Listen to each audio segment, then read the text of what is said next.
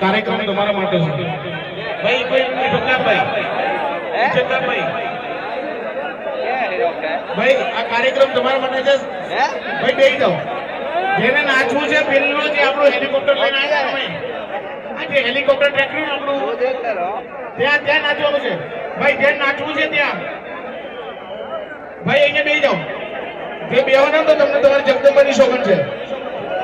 તમે બેહવાના તો તમારી જગદંબાની જનતાની શોભન છે મિત્રો આ બાજુ જેવું તમારા માટે તો કલાકારો તમને રાજી કરવા માટે અમે કેટલા ઉજાગરા કરીએ છીએ